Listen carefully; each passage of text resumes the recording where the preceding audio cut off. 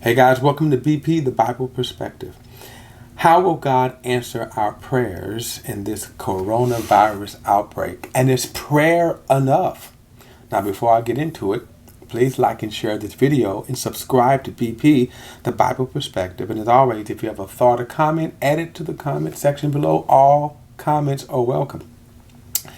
You know, with the coronavirus rapidly spreading like wildfire, believers all over the world, of course, are praying. But as we're praying, the virus is still spreading. Is prayer enough? And how will God answer our prayer? Now, before I really kind of delve into this thought, let me just again remind us of what we have before us. We're dealing with a virus that, well, we don't know who is infected until really they actually are infected. And by the time we discover who's infected, there's so many people that could have come in contact, and then they themselves have been infected by those. In other words, that's just why this thing is spreading so fast. Worldwide, there are some over 200,000, actually almost 240,000 cases of infected people with 10,000 deaths. Let me throw this good news in there. 87,000 has recovered. Now remember, this chart is constantly updating, unfortunately for the worse. Now what is interesting is that Italy now has probably the worst case of outbreak with 41,000 cases and nearly 3,400 deaths. Now, the U.S. has 13,000 cases, and again, these numbers are increasing, 13,000 cases with 200 deaths. And again, those will change. China has 80,000 cases, however, no new cases. So should we be asking China what is it that they're doing? I would say definitely yes. But now back to the church with this virus raging out of control. Many governments, municipalities are on the verge of imposing shutdown. No movement throughout the city except for essential people. That means you're going to be locked in your home. Now, what that also means is that you won't be able to go to church. Now, the reason why I'm saying that is because reading some posts of people, some people think, well, faith is good enough. Or if you come to church, that God is going to protect you in church.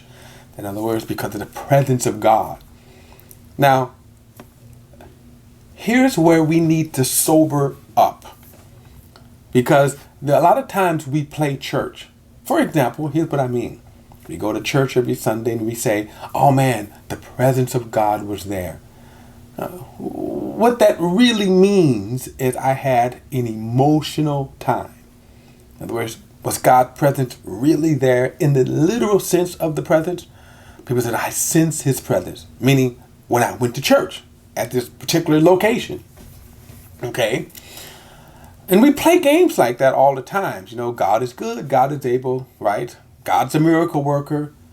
Now, by the way, he's all these things. The problem is that when we put the rubber to the road, how many of these miracles actually happen? Many believers are praying all over the world, but the virus is still spreading, leading back to my question, how will God answer our prayer? And I do believe he's going to answer our prayer. Let me say this. First, when you pray, ask God to protect you. Ask God to keep you. Ask God to heal you. Okay, on an individual basis. But beyond that, should we not be careful? And I think that there are a lot of times where people are too cavalier about their outlook on this rapidly spreading virus. And I think that's important because, again, these same people who are encouraging you to kind of like just throw caution to the wind are not going to be there when you're sick. Now, what do I mean by this? How will God answer our prayer? And I believe that he will answer the prayer. But let me also say this. doing the in the book of Leviticus, when God was giving the law to the Israelites, you know, there were 3 chapters that he devoted to infectious disease. The chief infectious disease was leprosy at the time. And much like, it's kind of interesting because today we have a cure for leprosy. So in the sense that if there was a leprosy outbreak, we're not going to panic because we got a cure for it. But back then there was no cure. In other words, when you got, if someone had leprosy, it was so contagious, okay, so contagious that people had to be isolated. In fact, in the Levitical law, it was commanded that everything kind of be burned, the sheets, whatever they came in contact with, because that's how infectious this disease was. Okay? My point is, God made provisions that when one was infected with leprosy, they separated themselves. They were isolated until one, either God healed them, right? Or they had to live in, if God didn't heal them, they had to live in isolation, usually for the rest of their life. In fact, there were leper colonies that once a person was a leper. You had several examples, even, for example, I remember like King Uzziah, who got in pride, and actually God struck him with leprosy, and he had to live in isolation for the rest of his life. Here's my point. In the Levitical law, there were provisions that God made. Now, let's go back to now, how do we answer the prayer? Well, the cure for leprosy wouldn't come for millennia later, right? But during that time, guess what? God made a provision for it. And it wasn't a supernatural provision. In other words, you couldn't say, well, let's just pray it away. No, if you got infected, you had to stay away. Now, here's the thing now. If there was an outbreak of leprosy, for example, in a town, you then were instructed by God, stay away from the person. In other words, use common sense.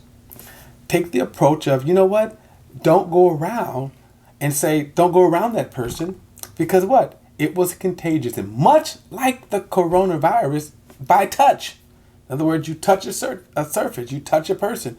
Even, as I said, they were commanded to remove anything that the leper came in contact with.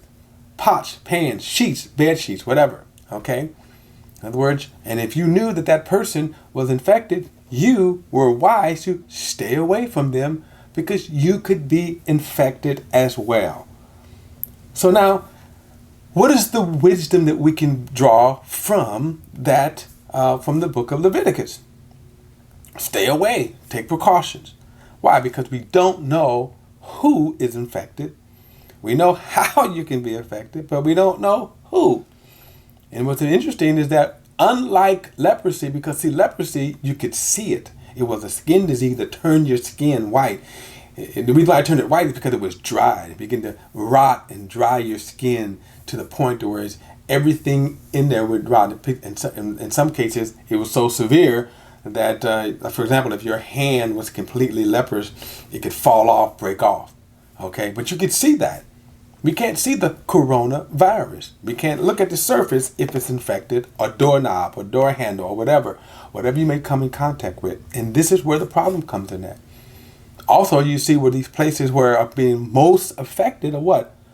High travel areas, right? Italy, for example, is a high travel area. Spain. Not only that, but it's where people are able to move around freely and with money.